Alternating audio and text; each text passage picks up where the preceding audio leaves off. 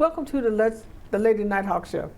It's the Lady Nighthawk Show, where we talk about interesting topics, and I have guests, a host. I call them my co-hosts because they've been on here for years, okay? And we always are on one accord. So I'm gonna let them introduce themselves. And we're gonna start with Dave because we haven't seen you for a minute, but. David Barnett. I come on every once in a while. We have a good talk, good conversation. Heated, not heated, lukewarm. It's always good. So. That's why you have it. That's why it's a talk show. Yeah, that's a talk show. I agree. Yes. Well, Paula, thank you for having me back again. My name is Ross Levin. I'm the Executive Director of Root to Mankind. We are a local nonprofit here in Prince George's County. Okay. Now, if you see that he is the CEO, it's one and the same so far as I'm concerned with his company, okay? Because that's what I sent to Tom, but Tom will fix it for me if he sees that I'm just totally out of sync, okay? I've been having a lot of issues dealing with personal problems, so, I'm here and I'm glad I'm here. I'm glad I'm alive. And I'm trying to do the best I can with what I have to work with at home, okay?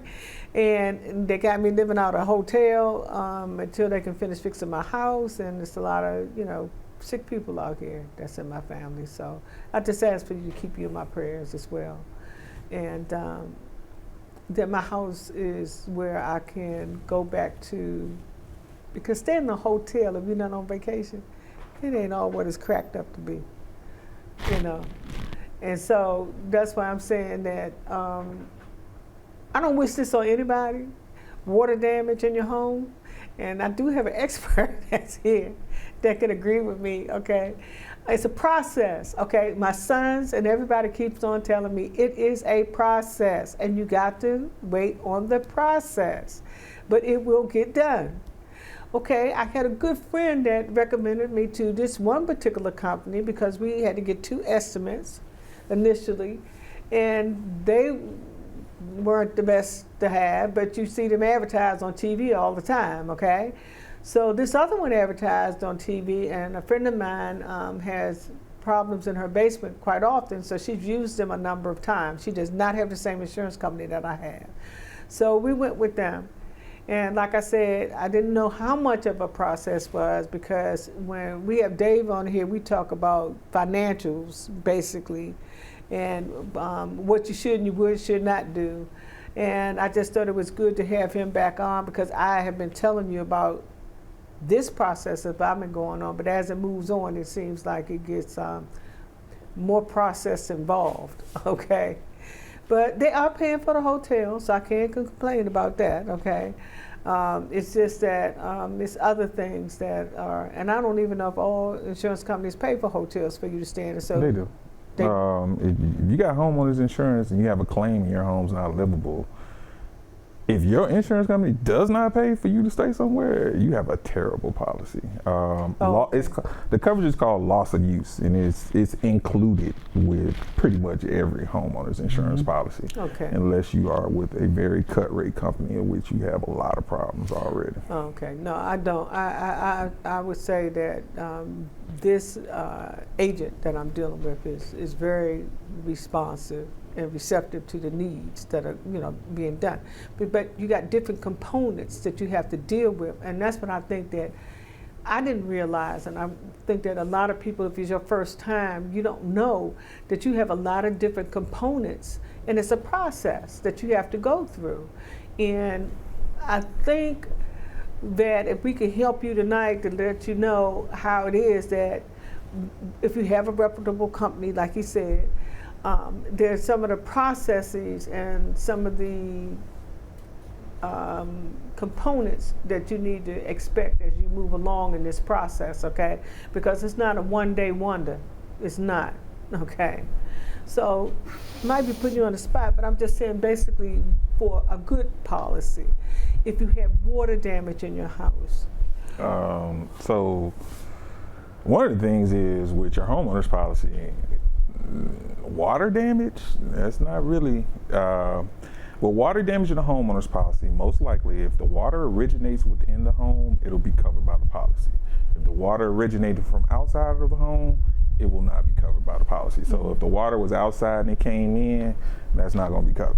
If the water started in the house, or if you had a pipe that broke, or if you have a sprinkler system in your home and something happened and it got damaged and it's leaking water all in your home. I've had a customer who went to the gym, put it in, came home, turned on the tub, fell asleep on the bed, woke up, half a foot of water in their house. That was covered. It originated within the home. The majority of the time, with weather issues, you're going to have that opposite. You're going to have water from the outside coming in. A lot of times, what people will think is, one, people think they can get flood insurance, and flood insurance is just going to magically cover them. This is the thing about flood insurance. But one point for you, but you have to live in a flooded area. No. I thought that was part of it. So what they'll tell you is they're flood zones. Everyone lives in a flood zone. It's just a question of is the flood zone you live in high activity, which means there's been flooding there within a certain number of years, or no activity. You'll also know when you buy your home, your mortgage company is going to make you purchase homeowners insurance if you buy a home. If you buy a home in a high activity flood zone, you will also be purchasing flood insurance as well. They'll make that mandatory. Thing with flood insurance is, one, what most people think is a flood is not going to qualify. Flood insurance comes from FEMA. A insurance agent can assist you in getting flood insurance, but that actual insurance is coming from FEMA, and if you file a claim, that actual check is coming from FEMA. So what will happen is FEMA's definition of a flood and what you think is a flood, two totally different things. If you live in a rural area, it has to encompass at least 2 acres. If you live in the city, it has to affect at least 2 parcels. That means your house and another house on your block. The majority of the time, what people call flood is just surface water that builds in their yard or some part of their home, or their downspout is pointed the wrong direction and the water is going towards their home. It'll generally be something like that. It's not going to be so if it's something like that, that's not a flood. From FEMA's, you could be playing for flood insurance. That's not a flood. Now, let me make that clear. I don't have a flood in my home, and that's not what my insurance is about. It's not about flood at all. Yours originated within your home. The water originated within your home. That's why your homeowner's insurance is handling it. If it were any kind of weather related or it came from outside in, homeowner's insurance, they'll probably take care of personal property that may have been damaged as a result, but they're not going to do anything towards repairing it. Yeah. So mine was inside the home. And that's why I said there's a process that you have to go through. And you were telling us the difference between a call center agent and a agent himself. And so I have an agent, and I would recommend, this is personally, just based on what you said your definition was earlier, on the Jeremiah Interdenominational show that comes on earlier, we got cut off because we were so engrossed in these conversations. They moved on. Anyway, go back and look at that show. But anyway, we're back here because if somebody had explained to me that there was a process, which my common sense brain should have told me, but I didn't know that there was so many moving processes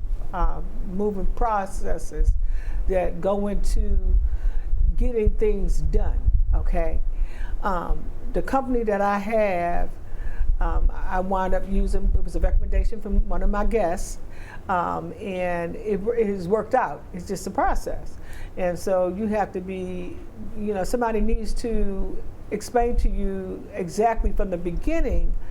And I'm asking you that from the very beginning, once you get involved in this homeowner's, scenario that you have within your home, ask the agent the process, okay?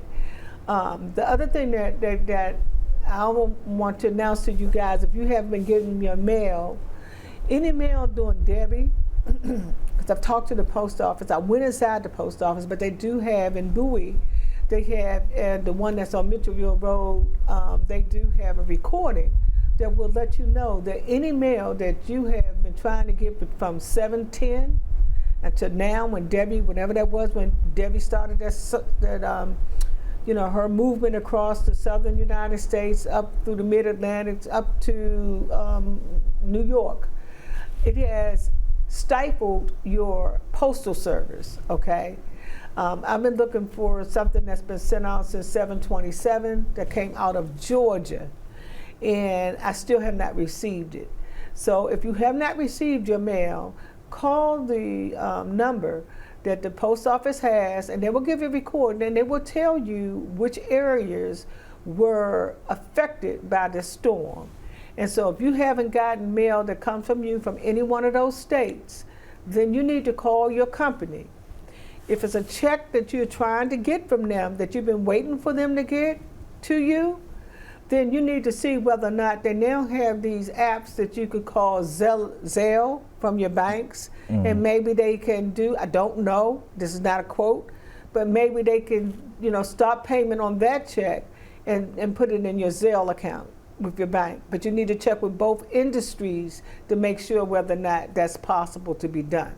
But I'm telling you, you need to check and make sure if your mail has not come since Debbie moved up the coast and you have not received it since July, I'm suggesting you call your post office or stop into it and find out what the, if it's mail that you have that's sitting there or not. That's just a recommendation.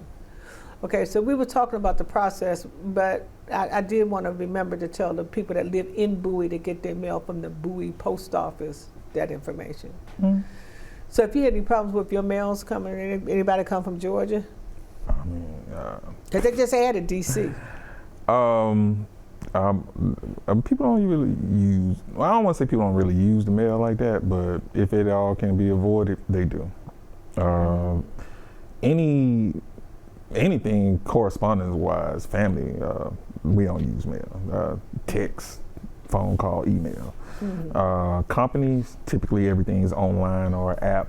I don't really need the mail because I can look up through the website anything you sent me anyway. But see, the difference between me and you and other people that have gotten hacked from places that you wouldn't even believe, say that you got hacked from, I don't use websites. I don't click on links. I don't use websites. The only thing that I do is I will check my email and I ask the company to send me hard copy mail.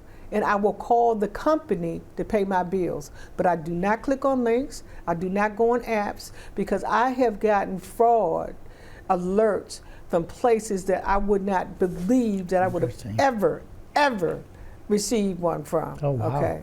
A lot of times with stuff like That's that. interesting, Paula, because I actually, for the mail, you can subscribe to the USPS and you're notified every morning of what pieces of mail you're going to get. Did you know? No, that I did not know. Now that's a question that I can ask. Yeah, you can call the United States Postal Service and you can go ahead and sign up with your email address. You give them your property address, and then you can get notified every morning. I get an email somewhere between say 6 to 7:30 every morning of what mails to be delivered. Oh, that's good. I know you day. can stop your mail. When you go out of town, you can stop it and then have them give you. You have to go back to the post office and notify them that you're back home. Then now you will get your mail. Okay, but I did not realize that I could ask them to alert me on the mail to come because I've been going back and forth to the house every day. Yeah, you can go ahead, sign up online. And sign up. And you're able to go ahead. It takes a few days to get in the system. But I'll tell you, it really works. It's really a good thing. Well, I appreciate that because we have these mailbox bandits, porch bandits, that you have everywhere. That's not just any particular place, but I know they have them in DC, and I know that they have them here in Bowie. Okay, so Sign of the times. Sign of the times. Yep, it's a sign of the times. Yeah.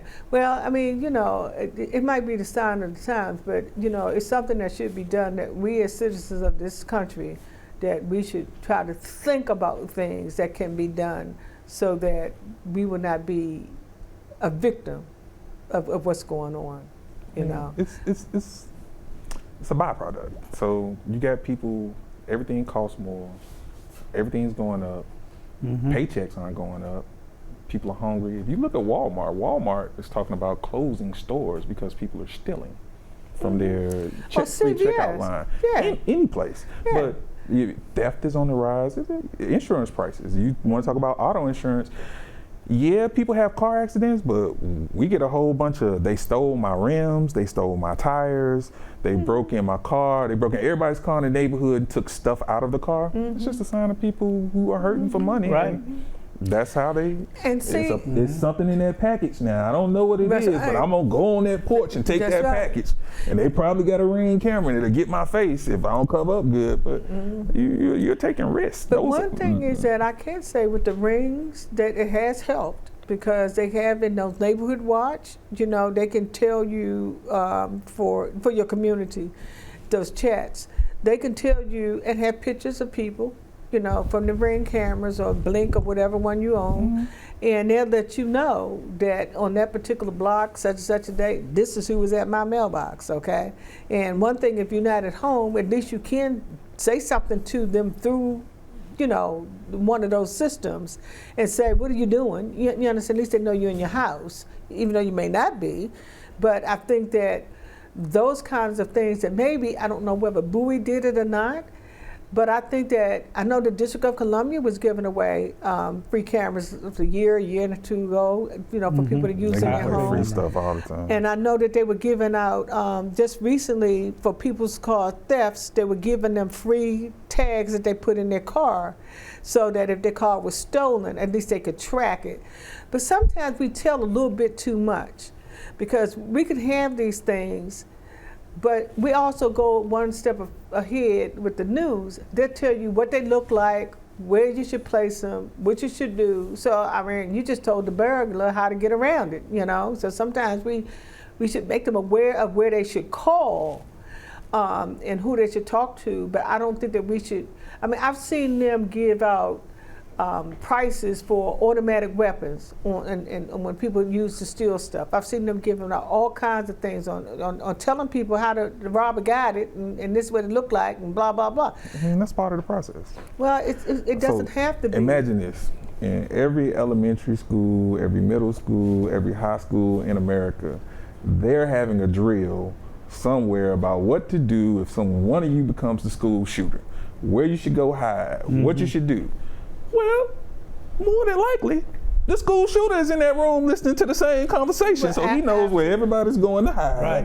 where everybody's going to be, That's but right. you still redundantly go through this 2-3 times a year. I mean, it's part of the process. Yeah. I mean, we always do these things. But I'm not Right. even talking about what goes inside the school system. I'm talking about what comes across your news channel, okay? Because some of these kids have gotten shot wasn't because they were in a classroom.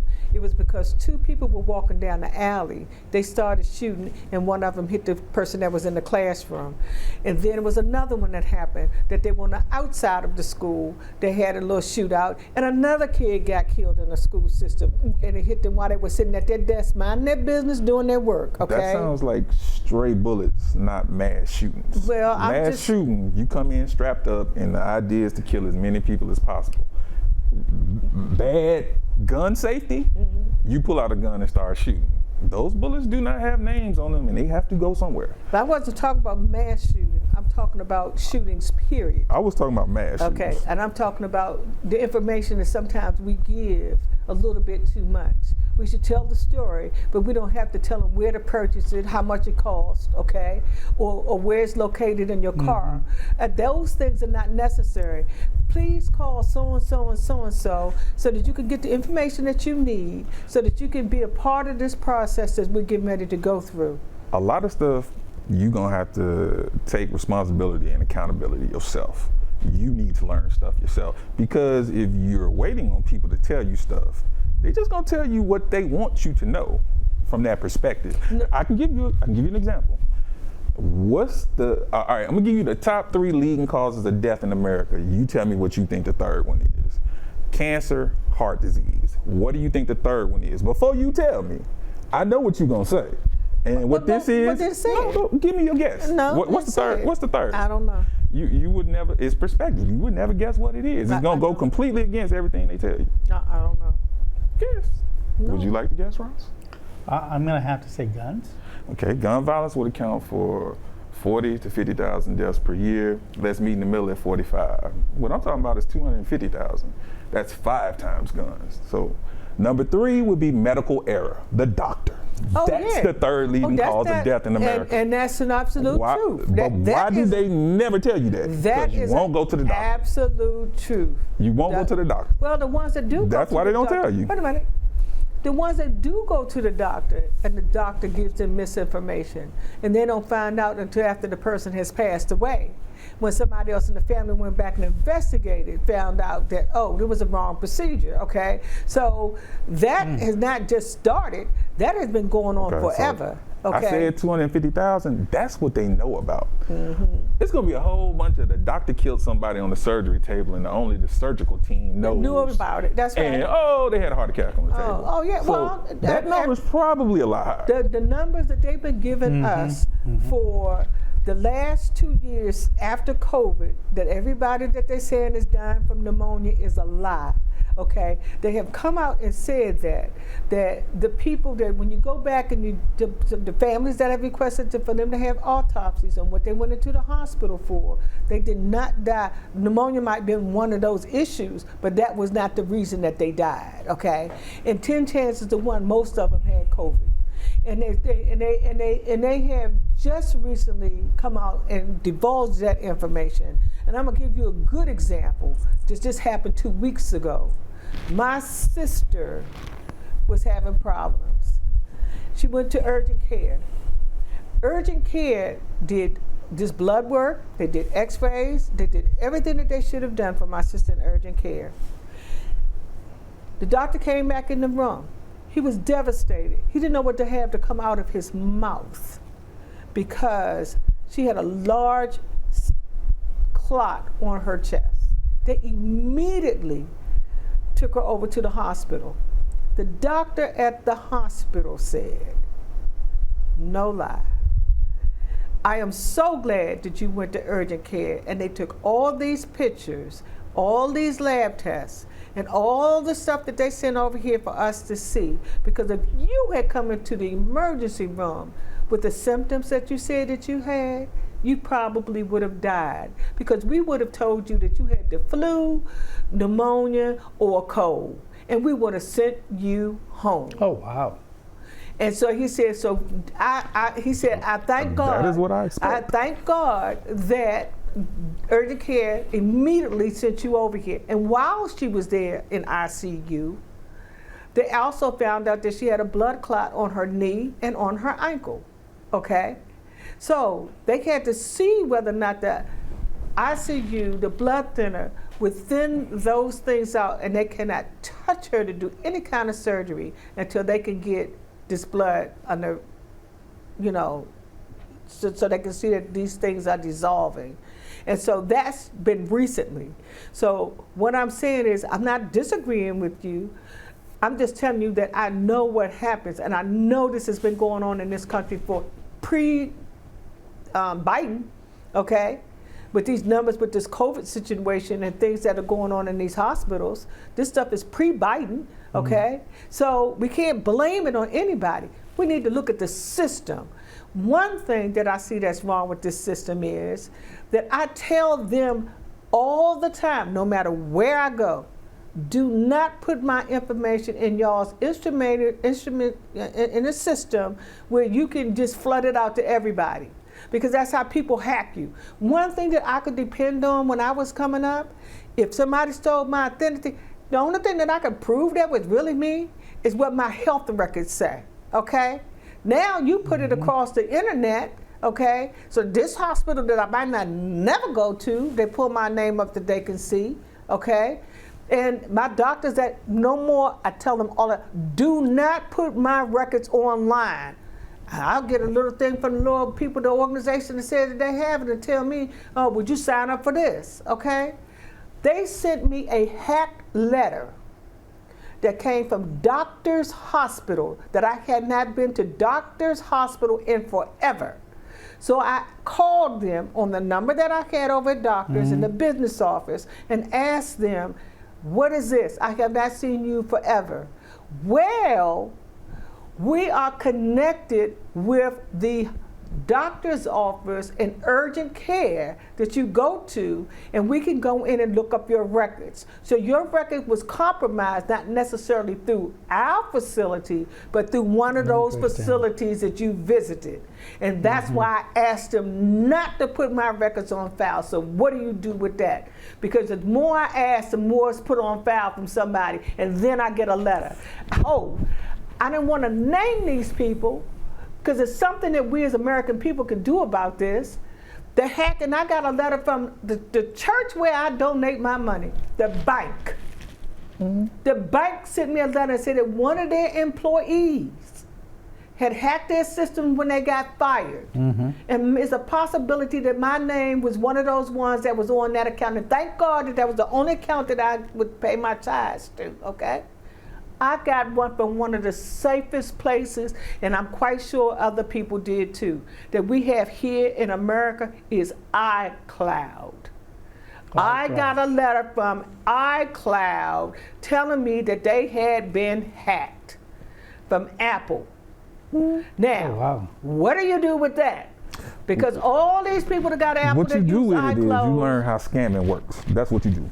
You learn how the dark web works. Number one, your information gets out on the dark web, not by you going to the doctor. Your information gets out on the dark web by the companies that you use, that you provide that information to, and they sell it to everybody. And I'm telling you, you gotta check a box or call them to make them not sell your phone number, your address, your email account. And I do that. That's how they get. That's how they get your information. I started out with that, telling you. I tell these people when you go not to the to gas use, station, and when you go to the gas station, do you pay inside or do you put your thing in the pump? I do not go to the pump.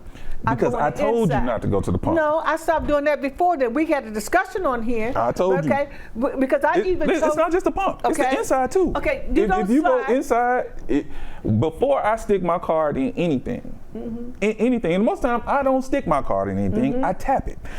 There is a little thing that you can put on there that will keep track of everything. And those dudes that put those on credit card machines are so smooth. Right. Okay. Skimmers. They'll slide one in, and you go inside 7-Eleven and you pay for your food. And inside 7-Eleven, on the thing, the dude then put it there. He's getting card information. And he's gonna come back. He's gonna take it off real smooth. Take it back. Now I have card information. Once I have your card information and your PIN, you know you can make credit cards at home. I'm gonna go one step further than you, brother. Okay, on the news, and I said it on my station the next day. They told us how many places in Bowie that were being hacked by these skimming machines. And they go to most of the places that are in a particular area. They put them down, then they come back and get them and make their rounds. Now that's all over. Oh, now, everybody doesn't have a tap. So some people have to either insert or they have to swipe. I went to the bank at 7-Eleven. I went to, let me finish this one, because this is what, this came from the bank. So let me finish this one. I've said it to them before, that this is what happens if you tap is one thing. They can't get any of your information. If you insert, they can get your name, your account number, not your account number, your bank card number, and your name and your address. When you swipe, put it in the PIN, when you I get put your in PIN the swipe, too. Right, but they said don't use one that you have to put your PIN in. If it forces you to use your PIN, do not use it. If you go to Walmart, if you go to Walmart on 301, you have to put in your PIN number. This is the most important one. That's why they said you have to be careful. The most important thing, that if you swipe your card, they get everything. They have your routing number, they have your bank number, you have your name, your address. If you swipe, they recommend that you do not swipe your card. If you're in some place and they don't have a tap and it forces you to have a PIN, then you leave that store, go get some money, and come back and get what you get. Now, if you don't mind them having your name and you don't mind them having your account number from off your card, then the safest one, if you can't tap, is to insert. But do not swipe your card. And I'm telling you, the bank told me that. And I passed it on to these people here so they know better, because I saw it getting ready to happen to this lady at the store. And I stopped and I paid for her food. And I want to say good night. Good night.